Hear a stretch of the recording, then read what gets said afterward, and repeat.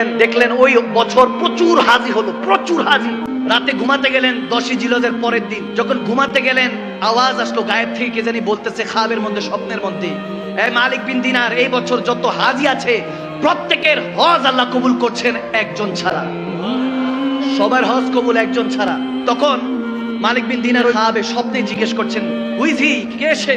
তখন আওয়াজ আসতেছে মুহাম্মদ বিন হারুন বলখি আলাইহির রহমা, এক আল্লাহওয়ালার কথা বলছেন যে হারুন বলখির হজ আল্লাহ কবুল করে নাই, তার মুখে মেরে দিয়েছে। তো যখন এই অবস্থা হয়েছে বলতেছে তাকে গিয়ে জানান।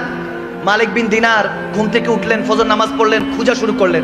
এখন যারা হজে গিয়েছে তারা এই বিষয়গুলি জানে যে এক একটা তাবুক আলাদা থাকে। বাংলাদেশ থেকে যারা যায় তাদের তাবুক আলাদা, যারা ইয়ামান থেকে যায়, মিশর থেকে যায় তাদের তাবুক আলাদা, হিন্দুস্তান থেকে পাকিস্তান থেকে যায় তাবুক আলাদা।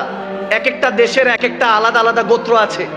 ওখান থেকে প্রত্যেকে এরহাম বাঁধে, নিয়ত করে হজ করে। এখন খুঁজতেছে বলখিবাসীরা কারা।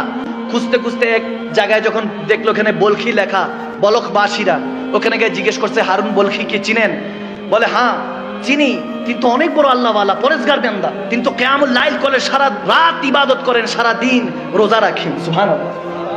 এরকম অবস্থা, এত ইবাদত গুজার। বলতেছে বলেন কি? বলে ওনার ঠিকানা কই? বলে হুজুর যে পাহাড়ে গেলে একটা ছোট্ট ঘরে দেখবেন ইবাদত করছে মনে হয়। গেল হযরত মালিক বিন দিনার কাছে গিয়ে দেখতেছে এখন ইবাদত করছে। যখন ইবাদত করছে নামাজ সালাম ফিরালো, সালাম দিলেন মালিক বিন দিনার, আসসালামু আলাইকুম ইয়া মুহতারাম। তিনি ওয়া আলাইকুম আসসালাম ইয়া মালিক বিন দিনার বলেন। সুবহানাল্লাহ। বলে আপনি আমাকে চিনেন নাকি? বলে জি, যিনি আপনাকে পাঠিয়েছেন আমি তারই বান্দা।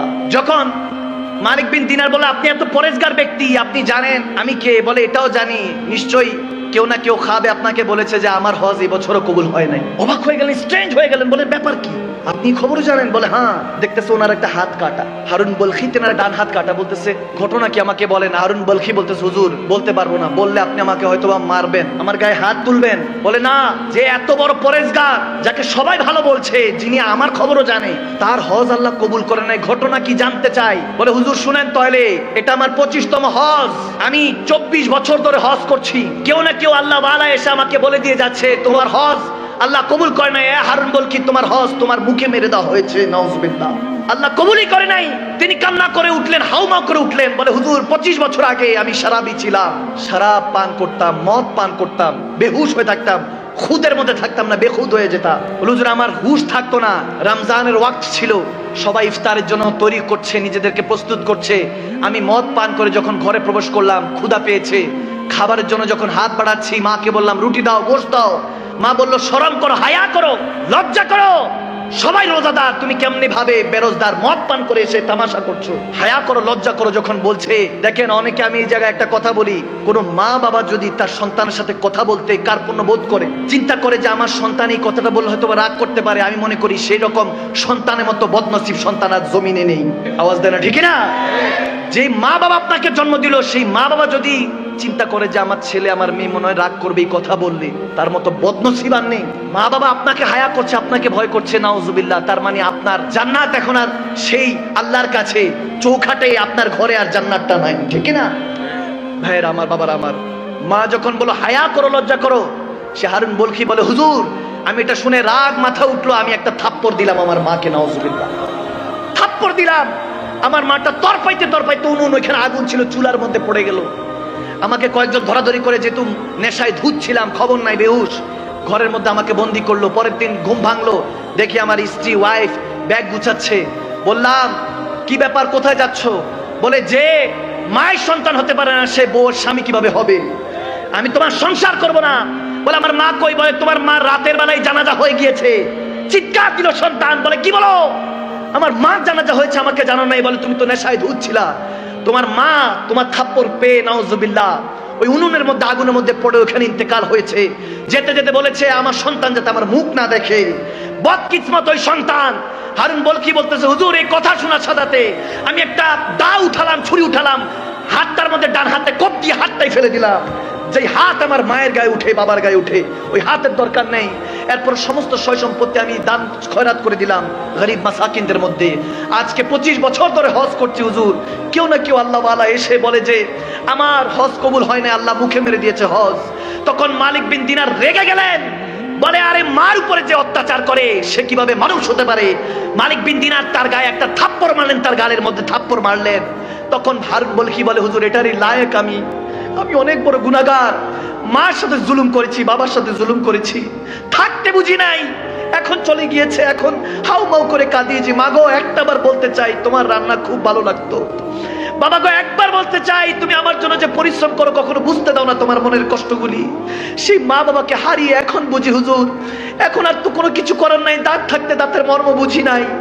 আর যখন মালিক বিন দিনার এই কথা শুনে তার মুখের উপর থুতু নিক্ষেপ করে চলে গেল।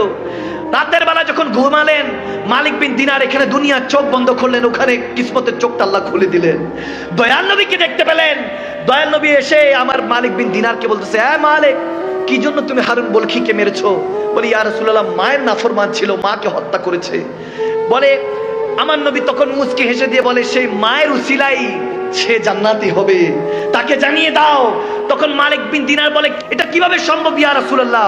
বলে হাসরের ময়দানে যখন সে হারুন বলকিকে টেনে হেসে ওই ফেরেশতারা নিয়ে যাবে, মাকে উঠাবে, আল্লাহ বলবে এই মা তুমি বলো তোমার কি হিসাব নিকাশ। আল্লাহর কাছে সেদিন ওই মা চিৎকার দিয়ে বলবে আল্লাহ ওগো পারওয়ারদিগারে আলম ইয়া রাব্বাল আলামিন, আমার সন্তান আমাকে হত্যা করেছে, আগুনে নিক্ষেপ করেছে, হত্যা করেছে, তাকে কত কষ্ট করে 9 মাস 10 দিন 10 মাস 10 দিন পেটে রেখেছি, আমাকে সে কষ্ট দিয়ে হত্যা করেছে, আমি বিচার চাই। আল্লাহ বলবে এই বদবখতকে উঠা, ফিনারে জাহান্নামা খালিদিনা, চিরস্থায়ী জাহান্নামে নিক্ষেপ কর।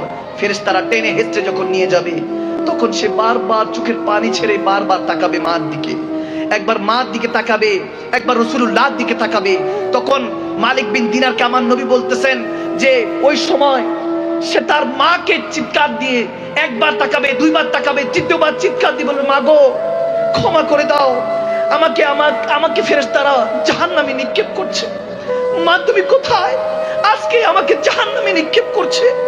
তখন মা চিৎকার দিয়ে আল্লাহর দরবারে হাত তুলে বলবেন ও আল্লাহ আমি ক্ষমা করে দিয়েছি, তুমিও ক্ষমা করে দাও। ওগো নবী আপনি শাফাআত করুন। আমার নবী বলে আমি সেই মার আর্তনাদ চিৎকার শুনে বলবো ভয় পাইস না, টেনশন নিস না, যেখানে মা সুপারিশ করেছে রব্বে কারীম ক্ষমা করে দিয়েছে, ওয়ারযুকনা শাফাআতাহু ইয়াউমাল কিয়ামা। ওই দিন নবী সুপারিশ করে মালিক বিন দিনারকে বলছে শুধু মার চোখের পানির জন্য, যে মাকে সে হত্যা করেছে আগুনে নিক্ষেপ করে, সেই মা জাহান্নাম থেকে উদ্ধার করে তার উসিলায় আল্লাহ তাকে জান্নাতি বানিয়ে দিবে। আমি বলতে চাই ভাইয়ের আমার, বিররুল ওয়ালিদাইন মা বাবার খেদমত করুন, যদি বিছানায় পড়ে থাকে তারপর খেদমত করুন। মা বাবার খেদমতের উপরে কিছু নেই দুনিয়াতে।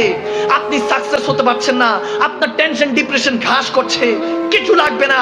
আপনি যদি দেখেন আপনি কোনো কাজে হেরে যাচ্ছেন, যান মার কদমে গিয়ে চুমু খান, বাবার কদমে গিয়ে চুমু খান। ওই চৌখট জান্নাতের চৌখটে চুমু খাওয়ার সাথে সাথে রব্বে কারীম আপনার সমস্ত বোঝা মনের কষ্টগুলি হালকা করে দিবে। সুবহানাল্লাহ।